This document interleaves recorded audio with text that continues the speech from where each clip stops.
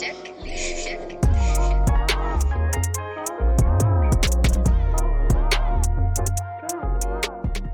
had your taste of radio, like Yeah. so you've done the internet radio station, you've done Taste, Flashback. Yeah. Flashback, Or which flashback. is all... Murking on Flashback right now. Yeah, that's where you kind of made a big impact, innit? Yeah. Flashback, yeah. Yeah.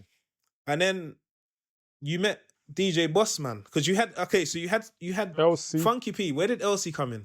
LC. How did you meet LC? I think me, Any, and it's a lot of I think going on. Me, Any, and we went to the youth club in Deptford, and yeah, he was just spinning, Okay. and he was just doing a madness on the decks. He was mixing like Busta Rhymes and grime and garage. He was just doing, he used to do that, innit? yeah, and a bare different things. So we just said, this guy's nuts. So okay, so you know what I mean? recruited him because that's what you was doing. Because you've always had an eye for talent, like you said, and even up to now. So that's what you was doing back then. You was kind of scouting. Yeah. So you've got Any on board. You've got, is Funky P still there with LC? Yeah. You've got Funky P, LC, Any. Two-Face. Two-Face is already there. Can't forget Two-Face. And then how does Gender? Pepper. So Gender. Oh yeah, Pepper as well. Yeah. So Gender and Any, the Gender and LC more or less together, because Gender was at that youth club as well. Okay. So we grabbed Gender, but Gender was at the time. Gender had lyrics, but he used to mumble a lot. You know what I mean? So, but I said, still, yeah, let's just bring him on. I know around us he was sharpening up, innit?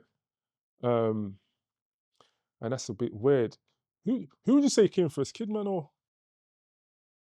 For me, or Gender?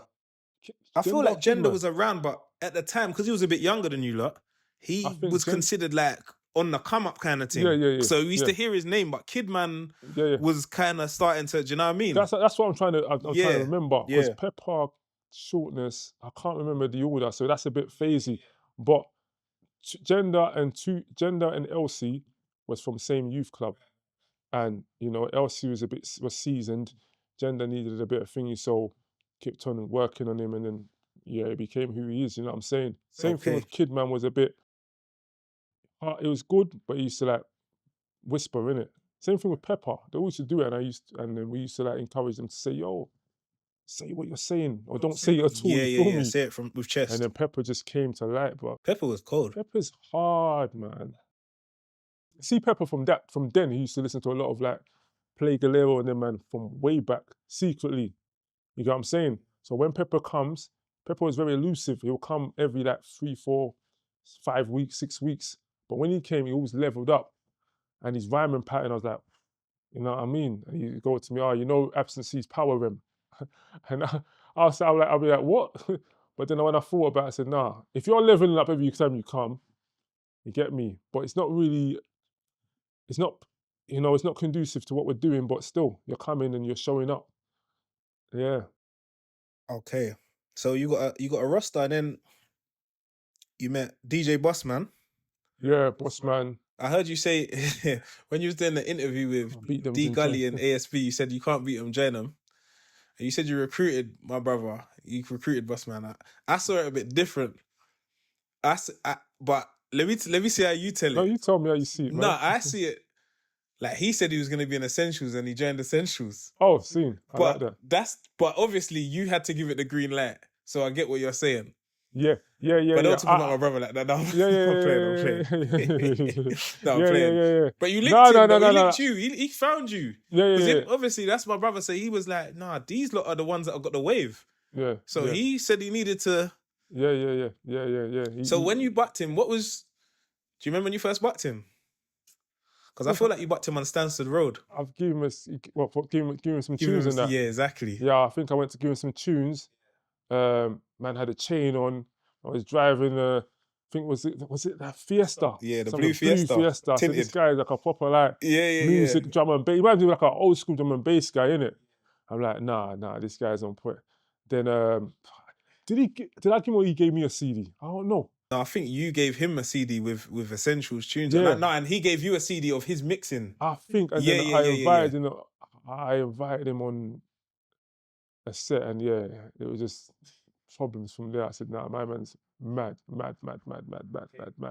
Yeah, so then I think a couple sets, and then I said, bro, yeah. I said what he probably programmed me to say anyway, because the brother's a mastermind. So he's gone off and then he's rang me. You get me? I think a few days later, yeah, I'm gonna join. Yeah, This time he's gonna join. Like, This guy, yeah, bro. yeah, exactly. So I said, yeah, cool, man. You know what I mean? I think that same time, yeah. I think all that by that time, M2J's come and left, Speedy's come and left, Shocks has come and left. Yeah, Shocking Inferno. Yeah, he came and left. Yeah, excuse me if I miss any names, but yeah, so that by that time it was Bossman, LC, Shortness, Kidman, Two Face, Pepper, me. Yeah, and that's it, innit? Gender. Yeah. Right, and Funky P had gone his own way. Yeah, Funky P had gone his own way, man. So that's when that's the essentials that we kind of got familiar with, like beyond just the ends, we got familiar with like the golden team. Yeah, exactly. And then around that time, is that where you kind of met DaVinChe?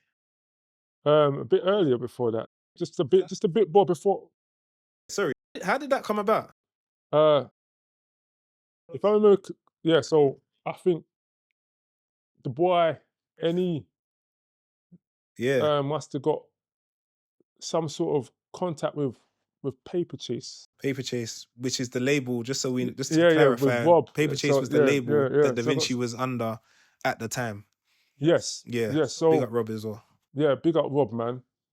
So and he's like, yeah, some guys got a studio and got a little label and they want us to come. So like, cool, let's go. You know, we went and to a studio in Camberwell, Wharf Road. Off Wharf Road, yeah. Back to Peckham sides. Yeah, always. That's my second home. That's what I'm saying. Yeah. Get always the same in Peckham way. Because you went to school in Peckham. Yeah, everyone say whatever they want to say in it, but I had links in Peckham. I had links in Brixton. I had everyone. Anyway, so I was on the Wharf Road. We went to Wharf Road to a studio, and yeah, coming. Rob was there. I think another individual there, and then DaVinChe was by the keyboard, like by this small guy by this big, what they call mixer. We got DaVinChe's in the building. You know what I mean?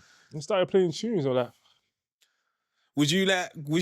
Had you bought that before? Like seeing like a youth? Because he was a youth, innit? No. DaVinChe was a child. 16, 17, that's a child 16, though. 17. In front of a big mixing desk. Yeah.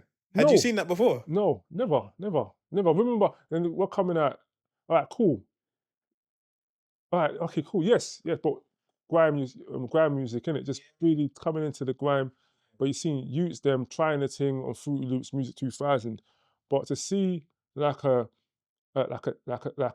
young teenager behind such a big system, and then not only that, but play stuff that I heard, I was like, fuck, mate. You know what I mean? I remember, can't remember the name of the song, but I remember, I know, I don't want to get them wrong, but yeah, I know what I heard. And then he played, I think, and forgive me if I get it wrong, but when he played Doing It Now, I think it was more or less suggested this is the one. You get me? And everyone was like, yeah, you get me? Right. Doing It Now was another big single. Yeah. So he jumped on the chorus, and it was more so to like try to stretch us out a bit and get us around the UK. That's why you hear only Stonebridge, Tottenham, Slough. Look who's doing it now. Newcastle Gate, Brockley, Catford, Lewisham, Waite, Deptford, Lewisham now. Stonebridge, Tottenham, Slough. Look who's doing it now. I will completely rock it up. No one can do it any better. Gender the tape deck record. CD. Yeah. So that was the thing, and then just because we went from Get Over It, which was essentially like Unorthodox was great, but it was like tinny, just me doing my thing, yeah. Drama was same thing, tinny doing our thing, but then Get Over It was really a Jack beat essentially, innit? So when we done it, that's like us jumping on like proper level music. You get what I mean? So yeah, man, that's the first time we met DaVinChe, Rob, and the Paper Chase team still. Okay, so did you ever sign with Paper Chase, or was you just rep that? We never signed. It was just like we're just going with the flow. Yeah, like a I partnership. just- You lot was like a there's family. no paperwork. Man record, them lot put it out. We never really got any peace from them records from Jenny and them lot. Like at the time, you know what I mean? But yeah, we'll get to that anyway. But yeah, so it wasn't really just, you know, just working together, trying to make things happen. You get what I'm saying?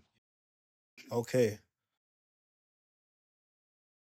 So right, so by that time you dropped the garage. Obviously, you're not doing garage no more, so you're just essentials now.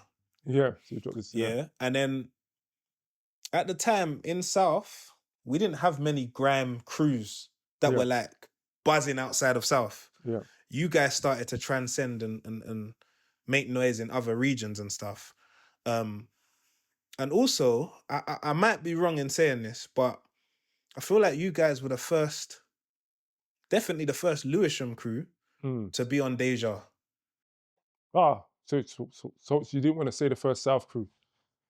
I didn't want to be wrong. Yeah, but you were probably the first South crew, innit? It's all right to assume that, have a strong assumption. That's true. But to my opinion, to my knowledge, yeah, I agree. Probably You was the first. Yourself. It wasn't easy. Yeah. In terms of grime. In terms of grime, yeah, you're the first grime South crew to go on Deja. That's a fact. There was no South crew. Yeah, that's a fact. How did that feel like? Because obviously around the time it was like if you went to East, people would mumble and say these that are selling out. Not specifically you lot, but that was part of the talk as well. How did you deal with that at the time?